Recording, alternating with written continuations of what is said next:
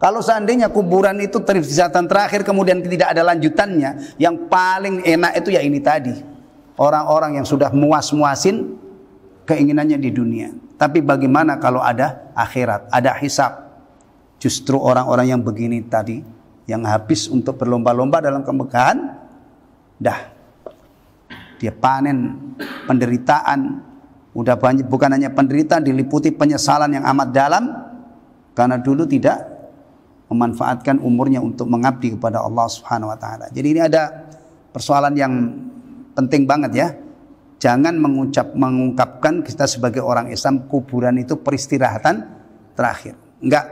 Kata Syekh Abdul Rahman As-Sa'di, firman Allah hatta zurtumul maqabir itu memiliki makna menunjukkan bahwa kuburan itu tidak kekal. Tapi singgah di situ beberapa waktu kemudian lanjut ke akhirat yang diawali dengan hari kebangkitan. Ya. Begini-begini ini kadang-kadang orang itu tidak mapan nih khotal iman.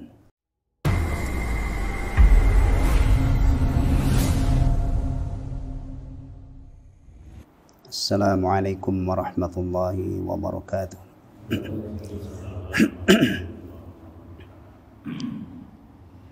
Bismillahirrahmanirrahim. Alhamdulillahi rabbil alamin wal aqibatu lil muttaqin wala udwana illa 'alal zalimin wa asyhadu an la ilaha illallah wahdahu la syarika lah ilahul awwalin wal akhirin wa qayyumus samawati as-sab'i wal aradin al fardus samad alladhi lam yalid wa lam yulad wa lam yakul lahu kufuwan ahad. وأشهد أن محمدًا عبده ورسوله وحبيبه وخليله الهادي إلى صراط مستقيم والداعي إلى دين قويم صلى الله عليه وعلى آله وأزواجه وذرياته وصحابته ومن تبعهم بإحسان إلى يوم الدين أما بعد. Ikhwatal iman rahimani wa rahimakumullah. Baik, kita lanjutkan surah berikutnya, surah At-Takatsur ya. At-Takatsur. Ikhwatal iman rahimani wa rahimakumullah. Ana bacakan tafsir aslinya ya. Merujuk kepada tafsir Syekh Abdul Rahman As-Sa'di rahimahullah. Nama tafsirnya adalah Taisirul Karimir Rahman fi Tafsiri Kalamil Mannan. Biasanya tafsir itu populer dinamai dengan tafsir penafsirnya, dengan penafsirnya ya, dengan orang yang menafsirkannya. Tafsir Ibnu Katsir, tafsir Al-Qurtubi, tafsir At-Tabari, tafsir Jalalain. Nah, ini ada tafsir As-Sa'di, tafsir Syekh Abu Bakar Al-Jazairi ya. Biasanya disebut dengan nama penafsirnya ya. Taib. Qala Syekh Abdul Rahman As-Sa'di rahimahullah wa jazahullahu khairan 'anil Islam wal muslimin wa nafa'ana Allahu bi 'ulumihi fid dharain amin. Tafsir surati Alhaakumut Takatsur. Tafsir surah Alhaakumut Takatsur. Begitu beliau nulisnya ya. Biasanya disebut dinamai surah apa ini? At-Takatsur ya. Tapi beliau mengatakan tafsir surati Alhaakumut Takatsur ya. Nama surah itu berbeda-beda, banyak kadang-kadang satu surah ya. Wahiyya Makkiyah. Surah ini Makkiyah. Berarti ini ditinjau dari segi turunnya ya.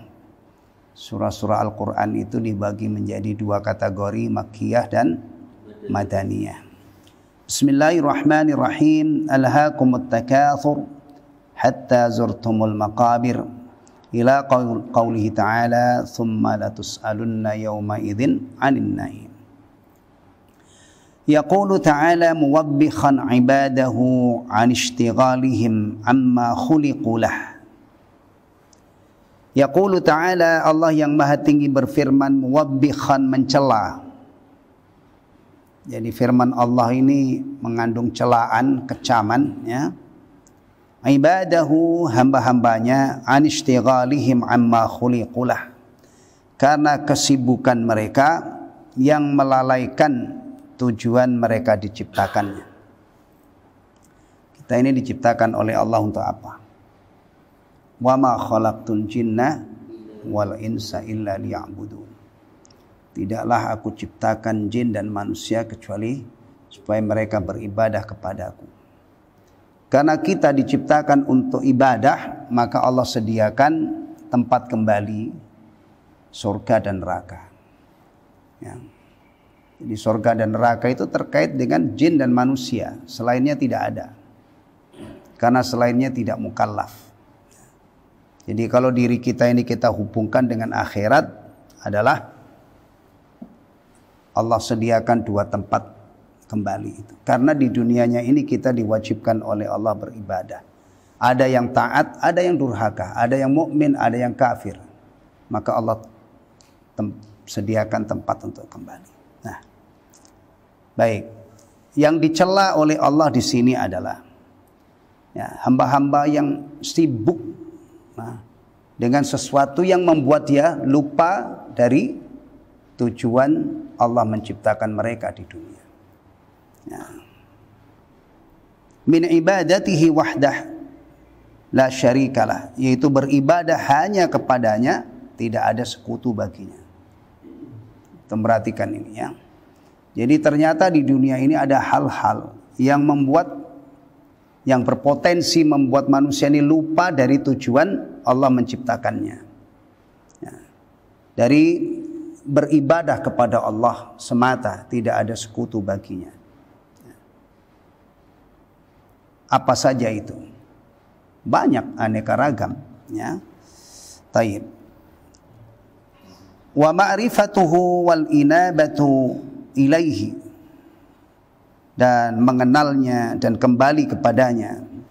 Wa taqdimu mahabbatihi ala kulli syai'in, dan mendahulukan cintanya kepada Allah atas segala sesuatu. Perhatikan ini ya. Jadi ketika kita hidup di dunia ini, mestinya kita ibadah kepada Allah. Mestinya kita mengenal Allah Subhanahu wa taala. Mestinya kita kembali kepada Allah, tunduk patuh kepada Allah, mencintai Allah melebihi segala sesuatu. Apabila ini dilakukan oleh seorang hamba, ya, maka nanti ketika dia kembali akan mendapatkan jaza ini, balasannya, balasan pengabdiannya, penghambaannya kepada Allah, ya. Tapi masalahnya di sini Allah Subhanahu wa taala mengkhabarkan ada orang-orang yang disibukkan dengan berbagai macam hal, ya, sampai akhirnya ini tidak mereka perhatikan. Inilah yang dicela oleh Allah. Inilah yang dikecam oleh Allah Subhanahu wa taala, ya. Alhaakum, telah melalaikan kalian an dzalikal madhkuri, dari semua yang disebutkan tadi. Tidak ingat ibadah, tidak sempat mengenal Allah, ya, tidak tunduk patuh kepada Allah, tidak mencintai Allah melebihi segala sesuatu, ya. Mereka dilalaikan dari itu semua. Apa yang membuat mereka lalai dari itu semua? At-takatsur, berbanyak-banyakan, bermegah-megahan, berlomba-lomba dalam banyak-banyakan, ya. Walam yudhkar al-mutakatsaru bihi, Allah tidak menyebutkan, walam yudhkar, dan tidak disebutkan al-mutakatsaru bihi, hal yang dibuat untuk berbanyak-banyakan dan berlomba-lomba itu. Tidak disebutkan oleh Allah. Nah, tujuannya apa? Ini ada faedah, ini ada kaidah, ya. Dibuangnya atau tidak disebutkannya objek yang menjadi arena untuk berlomba-lomba berbanyak-banyakan, liyashmala dzalika kulla ma yutakatsaru bihil mutakatsirun, supaya mencakup semua jenis hal yang dijadikan arena berbanyak-banyakan atau berlomba-lomba oleh orang yang berlomba-lomba banyak-banyakan. Nah, jadi tidak disebutkan berlomba-lomba berbanyak-banyak harta telah melalaikan kalian dari tujuan hidup kalian. Tidak disebutkan, supaya mencakup semuanya, ya. Dan bisa jadi dari zaman ke zaman itu terus berubah-ubah. Apa yang dijadikan perlombaan orang adu gengsi ini, berlomba-lomba, beda. Bisa saja berbeda-beda dari satu zaman ke zaman yang lain. Pokoknya orang-orang yang telah dilalaikan oleh berbanyak-banyakan, berbanyak-banyakan itu berarti berlomba-lomba, banyak-banyakan kan? Pokoknya semua orang yang dilalaikan oleh ini dari ibadah kepada Allah Subhanahu wa taala dikecam dan dicela oleh Allah Subhanahu wa taala. Wa yaftakhiru bihil muftakhirun, dan hal yang dibanggakan oleh orang-orang yang berbangga-bangga. Apa itu misalnya? Minat takatsuri fil amwal, berbanyak-banyakan harta. Ada hari ini orang berlomba-lomba banyak-banyakan harta sampai tidak peduli dengan semua yang disebutkan tadi. Ada orang Islam ini beragama Islam demi harta sampai dia tidak beribadah. Demi harta sampai dia berani mengambil yang bukan haknya. Demi harta dia berani main kotor. Main kotor. Nah, bahkan kadang-kadang demi harta dia berani mengambil hal yang sangat diharamkan dalam agama ini. Seperti riba misalnya. Ya. Dia menggelontorkan dana atau minjemin orang, minjem tapi apa namanya, nyekik ya, nolong tapi mukul. Masya Allah, sampai jalur utang saja yang seharusnya itu dijadikan jalan untuk mencari balasan dari Allah Subhanahu wa taala, mencari ganjaran dari Allah, kadang-kadang dieksploitasi, diberdayakan supaya duitnya tambah banyak.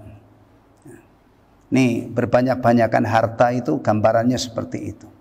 Ya. Atau juga akan timbul penyakit lain kalau orang itu targetnya adalah supaya hartanya terus bertambah. Nah, dia akan terpapar penyakit bakhil. Bayar zakat pun tidak. Karena secara kasat mata membelanjakan harta, memenuhi perintah-perintah Allah, menginfakkan harta itu akan mengurangi harta. Pasti berat orang yang seperti ini, orang yang terlibat dalam trek ini, berlomba-lomba dalam banyak-banyak harta. Taib. Kemudian wal aulad, anak-anak, banyak-banyakan anak, berbangga-bangga dengan banyaknya anak. Ini seperti yang terjadi di masa jahiliyah lalu, ya. Nggak tahu kalau sekarang di Indonesia ini masih ada nggak orang-orang yang ini. Nah, dulu dibatasi ya, dulu itu dibatasi 2 anak cukup. Nah, kalau orang-orang yang bermadzhab ini 2 anak cukup, ya nggak mungkin dia berlomba-lomba dalam banyak-banyakan anak. Ya. Wal ansar, penolong, wal junud, pasukan, wal khudum, pelayan, wal jah, kedudukan. Wa ghairi dzalika, dan yang selain itu, mimma yuqsadu minhum katharatu kulli wahidin akhar, dan hal-hal yang lain yang ditujukan untuk berbanyak-banyakan satu dengan yang lain.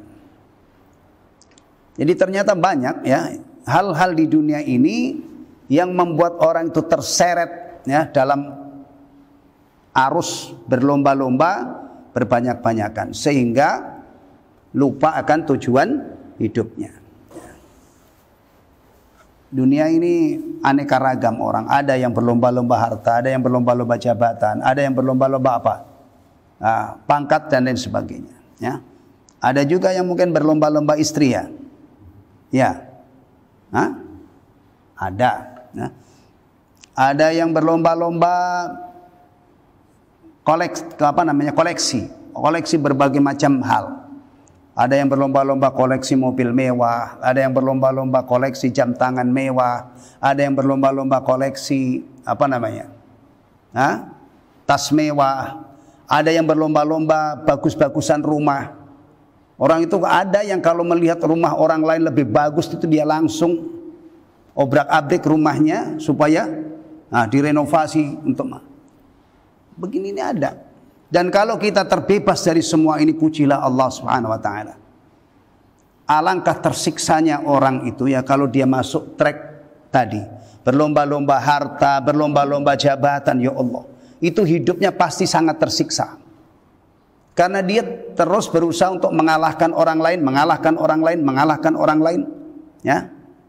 Bahkan mungkin tidur pun tidak bisa nyenyak. Ya. Benar nggak? Antum bisa bayangkan sengsaranya orang yang masuk dalam trek ini, berlomba-lomba. Ini harus trek panas. Ya. Dan ini bukan tipe hidupnya orang-orang beriman. Maka awalnya tadi Allah mencela orang-orang yang ini. Karena perlombaan ini akan membuat mereka itu tergelincir keluar dari rel kehidupan ini. Kehidupan ini seharusnya menghamba kepada Allah. Bahkan mestinya karunia-karunia dari Allah itu dia olah sedemikian rupa ya, untuk mengabdi kepada Allah. Sebagai modal untuk bersyukur kepada Allah. Kalau orang-orang yang begini ini bisa tenang, bisa bahagia. Tapi kalau yang disebutkan di sini nggak mungkin bahagia. Bahkan kalau seandainya orang sudah punya banyak, tapi masih kepengen mengungguli yang lain, pengen ngalahin yang lain. Bisa dibayangkan, membayangkan aja. Pasti orang seperti ini gelisah, merana, ya. Tidak mungkin ada ketentraman dan ketenangan. Ya. Tidak mungkin, ya. Hidupnya sangat sengsara. Taib.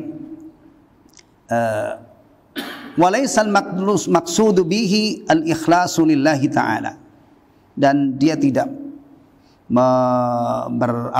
tidak menggunakan itu untuk tujuan mengikhlaskan ibadah hanya kepada Allah Subhanahu wa taala. Jadi sudah ini seharusnya ya hidup ini untuk mengikhlaskan ibadah kepada Allah Subhanahu wa taala. Tapi kalau sudah seperti tadi gambarannya, ya, hidup ini untuk berlomba-lomba dalam kebaikan, maka ibadah itu tidak akan bisa terrealisasi. Bahkan kalau seandainya dia ibadah pun, ya, antum bisa bayangkan tidak mungkin ibadah itu bisa sampai meresap ke hati. Ya. Hanya secara lahiriah mungkin ibadah, tapi hatinya pasti akan sibuk dengan urusan yang disebutkan tadi. Taib. Nah, maka ikhdaru ya, waspada, jangan sampai hidup kita itu ke sini arahnya. Nah. Allah Subhanahu wa taala memerintahkan hamba-hambanya itu untuk berlomba, tapi bukan ke sini arahnya. Fastabiqul khairat. Berlomba-lombalah kalian dalam kebaikan.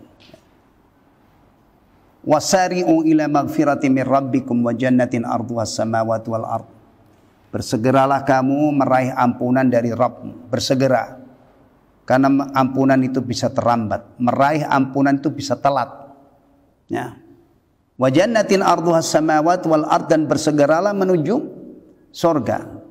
Maksudnya bersegeralah melakukan amalan-amalan yang menyebabkan kamu masuk surga.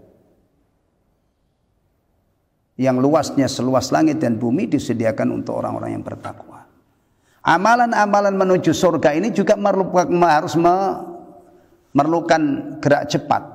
Karena semua ada waktunya. Kalau kita telat, kalau kita malas, udah ketinggalan kita. Di antara amal utama yang menyebabkan masuk surga setelah iman adalah sholat 5 waktu. Perhatikan di dalam Al-Quran ketika Allah Subhanahu wa taala menyebutkan tentang surga, maka sifat calon-calon penghuninya itu selalu ada iqamatus sholat. Silakan lihat di situ. Ya. Maka di antara istimewanya sholat dalam agama Islam, Allah tidak menyebutkan surga, atau Allah ketika menyebutkan sifat ahlul jannah itu selain sifat yang utama adalah iman, ya, sifat berikutnya adalah muqimis shalah. Orang tersebut waktu di dunianya menegakkan salat. Nah, salat itu ada waktunya. Kadang-kadang ikhwatal iman berbeda 1 jam saja itu sudah besar banget. Orang yang bangun dari 1 jam yang lalu, 1 jam yang lalu, ya, dia bisa merengkuh qabliya subuh. Subuhnya dia tidak masbuk. Dan 2 amal ibadah ini fadilahnya luar biasa. Betul kan? Rakaatul fajr fadilahnya apa? Lebih baik dari dunia seisinya. Salat subuh berjamaah seperti qiyamul lail semalam suntuk. Masya Allah. Itu hanya bisa direngkuh yang tadi 1 jam yang lalu. Ini jam berapa? 6 kurang 1/4 ya. 1 jam yang lalu itu berarti berapa? 5 berapa? Belum ya? Benar ya? 1 jam yang lalu kita bisa dapat itu. Yang sampai sekarang belum bangun, apa yang dia dapat? Apa yang dia dapat? Kalau dia tidak ikut dalam perlombaan ini, wasari'u ila magfiratin min rabbikum, atau fastabiqul khairat, dia tidak ikut di perlombaan ini. Kadang-kadang selisih setengah jam itu sudah ketinggalan sekian banyak. Ya kan? 1 jam yang lalu sudah bangun, banyak yang biasa rengkuh. Sampai sekarang belum, apalagi nanti kalau 2 jam dari awal masuknya waktu subuh ini dia belum ngapa-ngapain.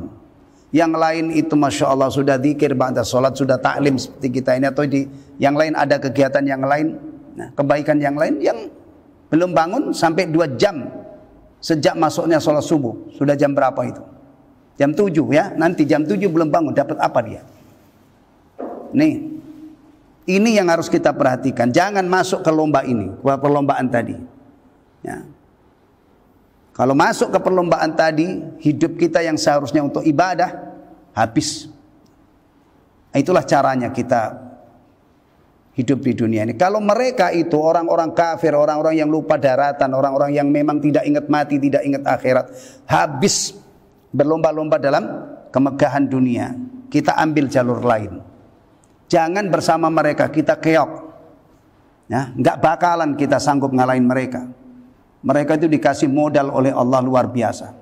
Ya, antum lihat itu orang-orang kaya papan atas kelas dunia, hartanya 1.100 triliun, ribuan triliun mereka itu hartanya. Mau bersaing dengan mereka? Sekarang itu Masya Allah orang-orang yang dunia ini itu memanjakan orang kaya. Bahkan orang kaya aja sebutannya sekarang itu apa? Sultan. Dikasih kemewahan dunia ini luar biasa. Dibikinan mobil special edition, mereknya harganya sekian ratus miliar, jadi rebutan mereka. Semakin sedikit jumlahnya, semakin mahal harganya, semakin jadi rebutan. Masya Allah. Zaman sekarang ya, semuanya, bukan hanya mobil saja. Jam tangan itu jam tangan merek-merek mewah itu yang disediakan untuk orang-orang kaya. Kalau antum baca aja ya. Berapa harganya? Berapa Pak Nur? Hah? Antum kalau mengamati berapa? Jam-jam merek mewah, Rolex, Patek Philippe. Sekarang muncul lagi yang fenomenal Richard Mille. Hah? Itu menjadi kebanggaan orang-orang ini. Nah, nempel di sini barang segini. Harganya berapa? Berapa Pak? Berapa bulan yang lalu itu saya lihat di ini berita, ada jam itu 6 miliar sekian. 6 miliar sekian dipakai oleh salah seorang anggota DPR. Anak tahu orangnya tapi enggak saya sebutkan. Saya hanya ingin membuat gambaran betapa dunia itu sekarang memanjakan orang-orang yang berlomba-lomba dalam kemegahan ini. Kalau kita ikut, maaf saja, mungkin kalau antum punya tanah di kampung sana, antum jualin untuk beli ini, maaf saja, satu aja enggak kena. Maka jangan ke situ arahnya. Antum sekarang ini dengar ada orang itu bangun rumah itu berapa miliar Pak Nur? Rumah-rumah mewah itu 10 miliar, ratusan miliar, itu pasaran banget. Antum mau ikut seperti mereka, maaf saja. Nah, kalau Pak Nur mungkin mampu, tapi jangan ke sana maksudnya, nanti habis juga. Maka caranya ya, kalau kita ingin menang melawan orang begini, jangan ngikutin track ini. Ini bukan dunianya orang-orang mukmin. Kita masuk ke fastabiqul khairat. Bagaimana subuh saya ini tidak tidak telat, tidak masbuk. Bagaimana saya bisa merengkuh rakaat al-fajr, bagaimana saya bisa sholat fajar, sholat subuh pada waktunya dan seterusnya. Bagaimana hari ini saya bisa taklim, bagaimana hari ini saya punya tabungan kebaikan. Itu yang kita ini fastabiqul khairat. Ya. Dan untuk lomba ini orang miskin pun bisa ikut.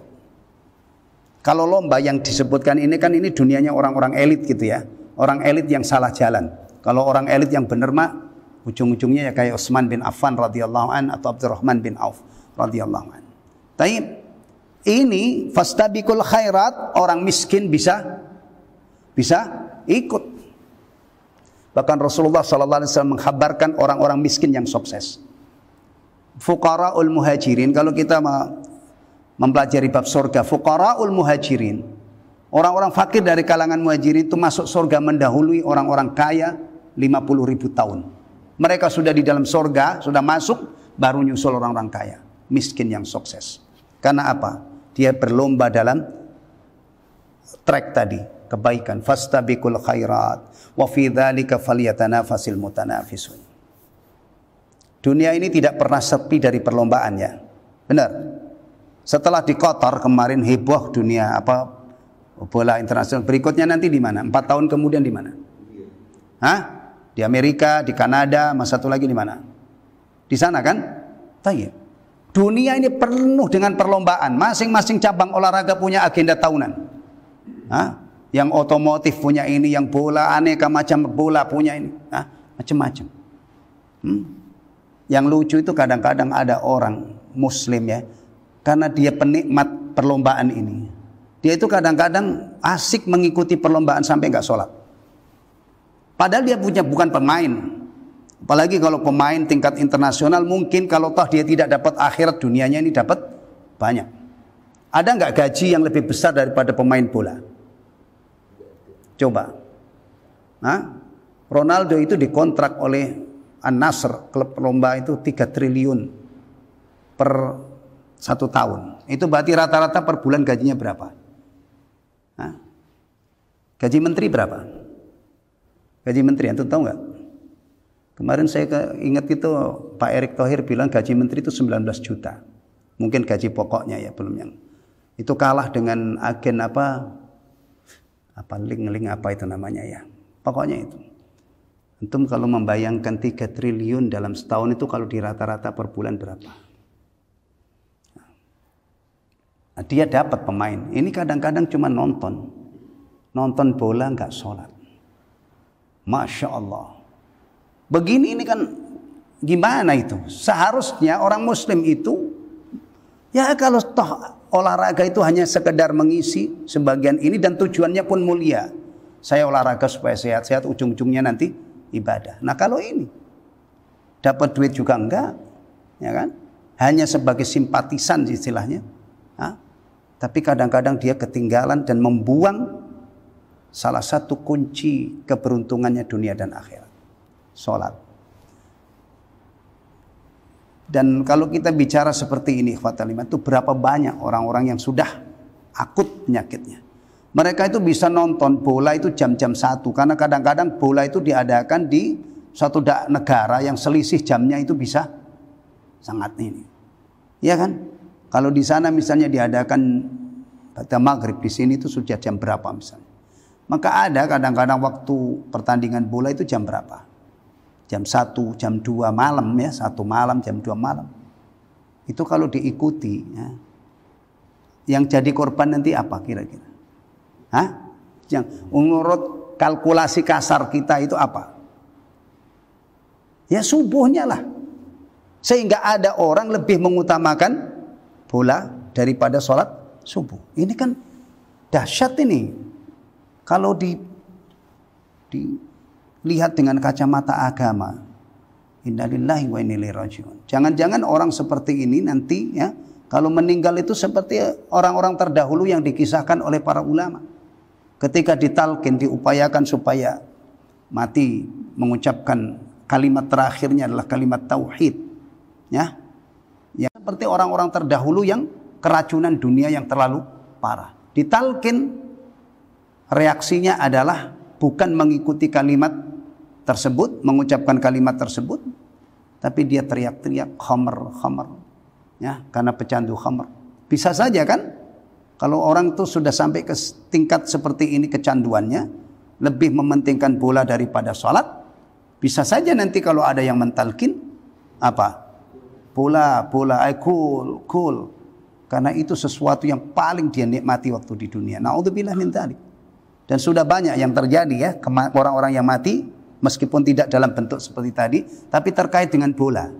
Banyak kan? Banyak enggak? Banyak. Tayyib.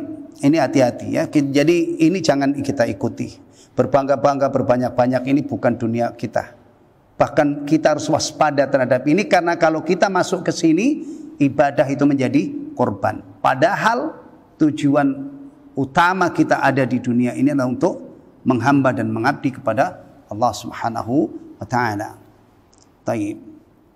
Kemudian fastamarrat ghaflatukum wa lahwatukum wa tasyaghulukum. Kelalaian kamu dan bermain-mainnya kamu itu terus-menerus hatta zurtumul maqabir, sehingga kamu berkunjung ke kubur. Hatta zurtumul maqabir. Nih, antum perhatikan ini berarti ini memang perlombaan di arena ini nih panas banget. Panas, ya. Baru bisa dihentikan oleh apa? Kematian. Ya. Ini. Jangankan perlombaan ini ya. Ada jenis-jenis permainan. Kalau sudah dimulai itu nggak bisa berhenti. Benar nggak? Kadang-kadang itu sampai dicari-cari istrinya. Iya, ada permainan yang kalau sudah dimulai itu tidak bisa berhenti. Bisa semalam suntuk. Apa itu? Gaple. Atau sekarang ya mungkin apa? Gaple, generasi gaple kayaknya udah nggak lama lagi. Ya, main game ya. Benar kan? Catur. Nah, kalau bulu tangkis sih nggak mungkin lah sampai subuh, dari subuh sampai sore. Teparlah dia karena menguras tenaga. Ya kan, main bola sekuat-kuatnya orang main bola biarin aja nih. Nggak mungkin dari pagi sampai malam dia main terus. Letak nanti ujung-ujungnya tepar dia. Nah, bahkan bisa jadi meninggal nafasnya, kehabisan nafas karena lari sana lari sini. Tapi kalau permainan yang cuma duduk begini nongkrong, ya, itu bisa. Ya kan, kalau sudah dimulai biasanya susah berhenti. Ya berhentinya ya apa? Ya adzan subuh karena ada orang-orang ini mereka baru bubar. Itu pun kalau masih punya malu. Kalau enggak mungkin sampai jam segini ini masih lanjut. Ya, itu baru permain. Bagaimana kalau ini tadi? Sini seru banget. Berlomba-lomba dalam kebaikan, maka dikatakan hatta zurtumul maqabir. Bahkan kadang-kadang orang ini mungkin mati mendadak gitu. Mati mendadak masih dalam apa? Dalam masih, Masya Allah masih semangat untuk berlomba di hatta zurtumul maqabir. Ya. Ini mengingatkan kita terhadap sabda Nabi ya, bahwa orang itu kalau punya satu apa namanya lembah emas, kalau punya emas sepenuh lembah, ya, ada nggak orang sekarang ini punya emas itu banyak banget? Ada, bukannya gram-graman. Ada konglomerat Surabaya itu beli emas berapa ton itu. Sampai sekarang masih bersengketa dengan ini, Antam kalau nggak salah. Karena nggak beres. Dia beri berapa ton gitu. Dengar kasus ini nggak Pak? Ada yang tahu nggak? Rame beberapa ini yang lalu. Beli emas itu saya kaget. Sampai tontonan. Berapa triliun itu dia beli. Nah kalau kita kan biasanya emas itu hitungannya apa? Gram kan?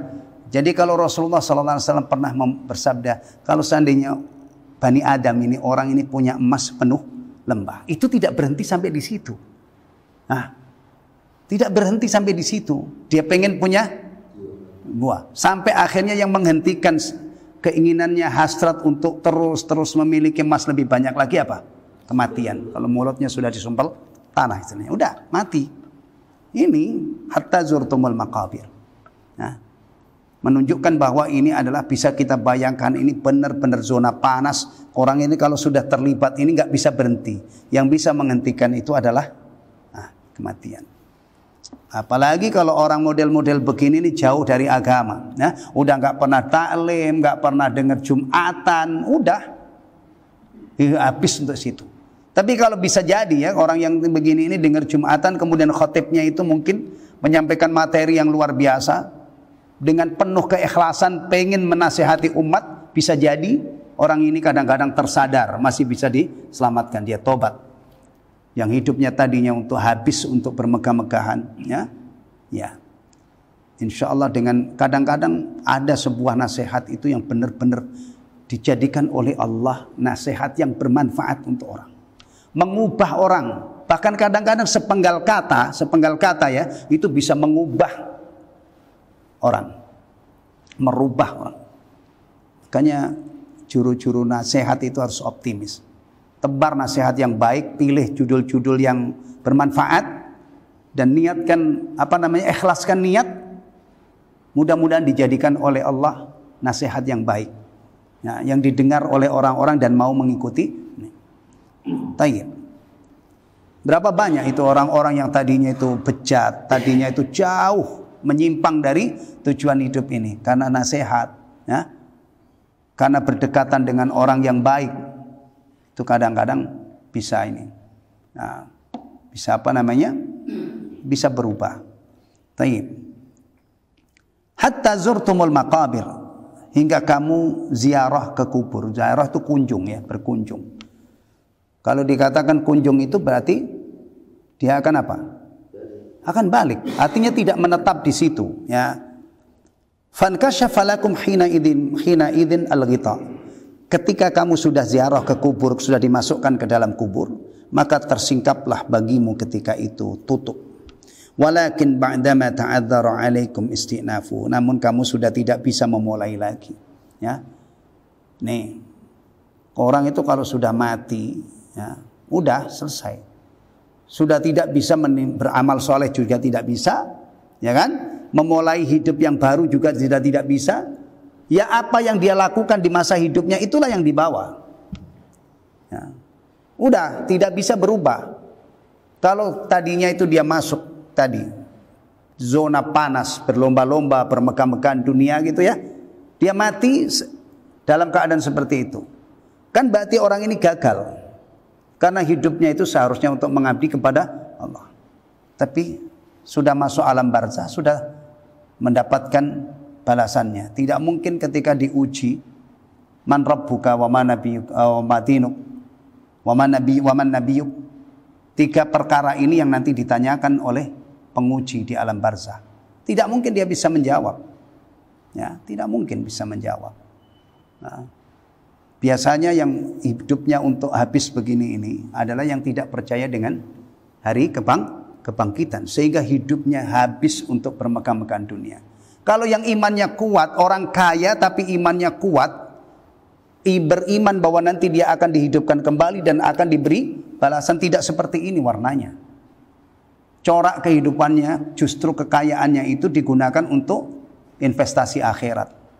Nah, orang-orang begini ini orang hebat, ya. Orang begini ini yang layak dijadikan teladan oleh orang mukmin karena menginspirasi dia untuk kebaikan. Tapi kalau orang-orang yang berlomba-lomba dalam kemegahan dunia, nggak ingat ibadah, kita dapat inspirasi apa dari situ? Ya, inspirasi yang negatif-negatif, ya kan? Maka idolanya orang mukmin itu bukan sekedar orang kaya, nah, bukan sekedar orang kaya. Elon Musk orang kaya nggak? Hah? Bukan orang kaya lagi, sering dudukin ini. Yang punya Tesla itu Pak ya? Ya, orang kaya kan? Orang kaya nomor 2, tapi setahu saya ateis itu. Karena pernah ada percakapan dengan orang ini, dia tidak percaya dengan adanya kehidupan akhirat. Nah, begitu itu jadi ini enggak? Ya pantas enggak jadi idola kita? Enggak lah. Idolanya orang mukmin kalau toh itu orang kaya adalah al-ghaniyus syakir. Orang kaya yang bersyukur itu keren banget. Dia bersih. Harta yang masuk itu dari jalan yang diridhoi oleh Allah, ketika tertampung digunakan untuk investasi akhirat. Masya Allah. Maka muncullah nama-nama besar dalam masalah ini, ya, yang dari sisi ini. Utsman bin Affan radhiyallahu anhu, Abdurrahman bin Auf. Kita direstui oleh Allah kalau iri dengan orang seperti itu. Orang kaya raya kemudian membelanjakan hartanya di jalan Allah. Kalau kita melihat orang seperti itu, duhai Allah, kalau saya seperti dia, nggak apa-apa. Karena orang-orang begini ini menginspirasi kita untuk kebaikan. Tapi kalau yang tadi, yang cuman kaya tapi tidak beriman, cuma kaya tapi ateis misalnya, apa yang bisa kita ambil dari dia? Ya. Taib. Udah, nggak bisa mulai lagi, ya, nggak bisa memperbaiki lagi, udah nggak bisa. Ini baru di barzahnya, ya. Allah mengkhabarkan yang lebih jauh lagi. Nanti kalau sudah masuk neraka, lolongan penghuni neraka itu adalah minta dikembalikan oleh Allah ke dunia, ya, supaya mereka bisa melakukan amal soleh. Wahum yastarikhuna fiha. Mereka melolong-lolong di dalam neraka itu, mohon kepada Allah, itu permohonannya. Kalau ini tadi disebutkan oleh Syekh Abdurrahman As-Sa'di, mulai merasakan pahitnya balasan berlomba-lombanya dalam kemegahan dunia tadi ketika sudah ziarah ke kubur. Ziarahnya ini bukan ziarah kemudian pulang. Maksudnya dia sudah jadi mayit kemudian dikubur. Dah. Wa dalla qauluhu ta'ala, dan firman Allah, wa dalla qauluhu, dan firman-Nya menunjukkan, hatta zurtumul maqabir, sampai kamu masuk ke alam kubur atau berkunjung ke kuburan. Firman Allah ini maksudnya menunjukkan, kata beliau, annal barzakh darun maksudun minha an-nufud ila daril baqiyah. Bahwa barzakh itu adalah apa di situ? Tempatnya yang akan dilanjutkan ke tempat yang kekal dan abadi. Jadi bukan berhenti di situ. Dari barzakh ini nanti masih ada perjalanan berikutnya, yaitu menuju Dar al-Baqiyah, tempat yang abadi, yang kekal, ya. Jadi apa itu istilahnya, ya, kalau kuburan ini? Di dunia ini kita berjalan gitu, ya, sampai dengan mati, udah selesai, berarti kita di dunia selesai, masuk ke alam barzakh. Alam barzakh ini bukan tempat yang abadi, masih ada etapa berikutnya gitu, ya, etapa berikutnya, yaitu menuju akhirat. Jadi kalau ada orang mengungkapkan barzakh itu peristirahatan terakhir, ya, peristirahatan terakhir, aniktiqad, dia mempunyai mengatakan itu benar-benar cerminan i'tiqadnya, keyakinannya. Berarti ini orang mukmin apa orang kafir? Kafir lah.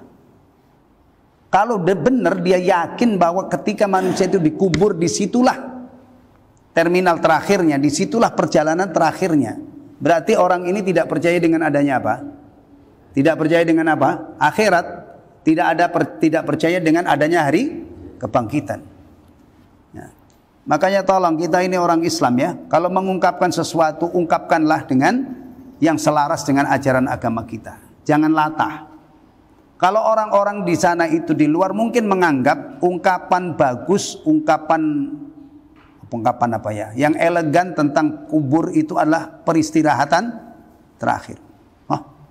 Kalau kita enggak lah. Bagaimana peristirahatan terakhir? Kalau peristirahatan terakhir itu bukan di kubur, tapi di surga atau di neraka.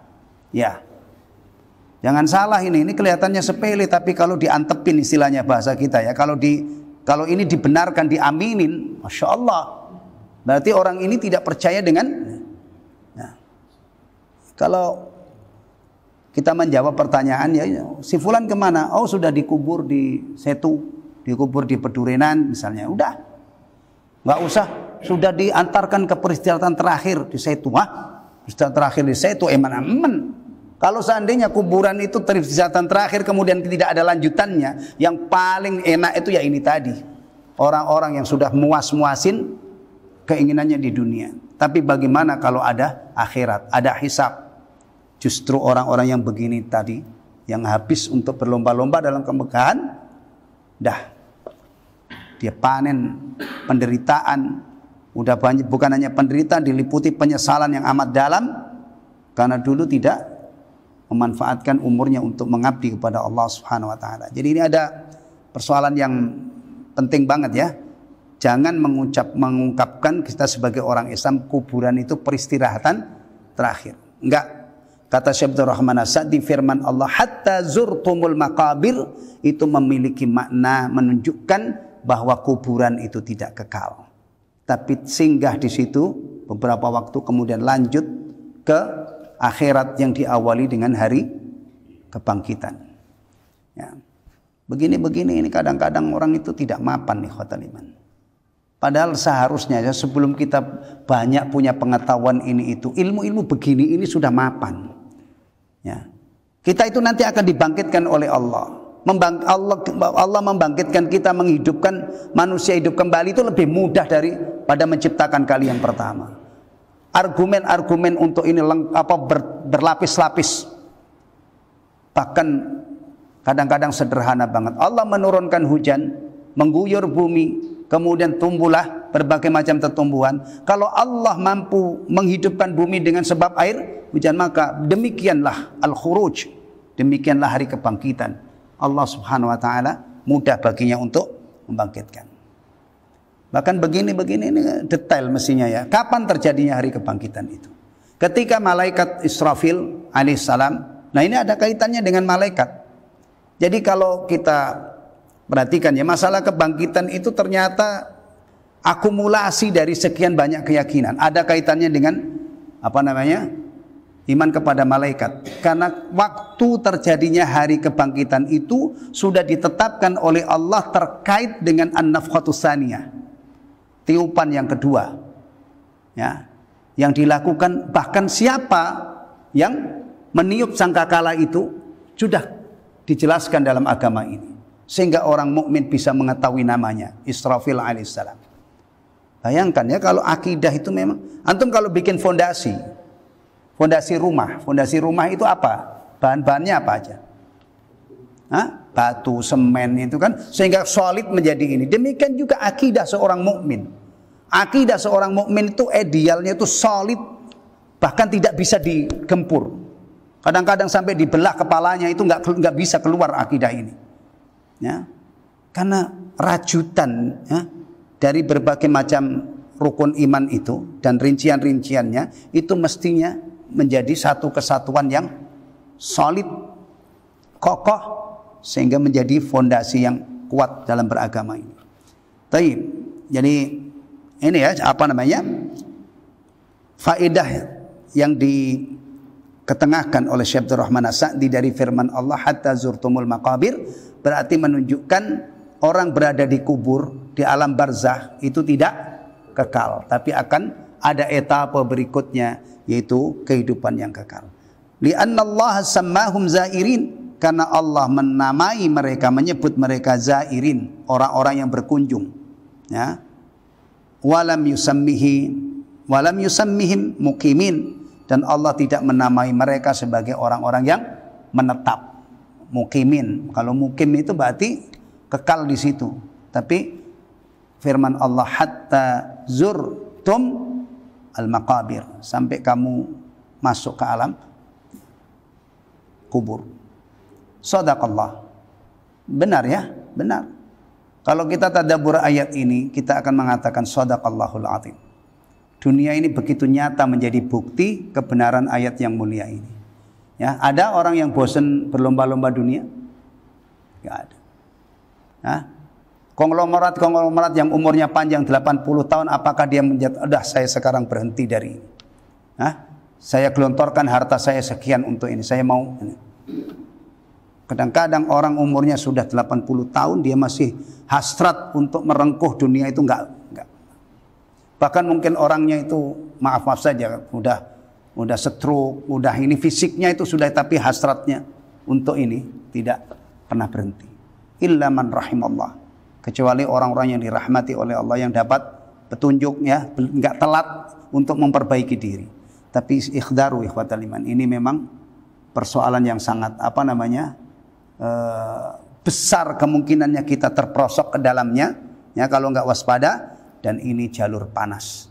Kalau sudah masuk ke sini itu umumnya susah dihentikan. Hatta zurtumul maqabir. Shadaqallahul azim. Baik, untuk pagi ini sampai di sini dulu ya. Kemudian bagaimana Allah mengobati orang-orang seperti ini?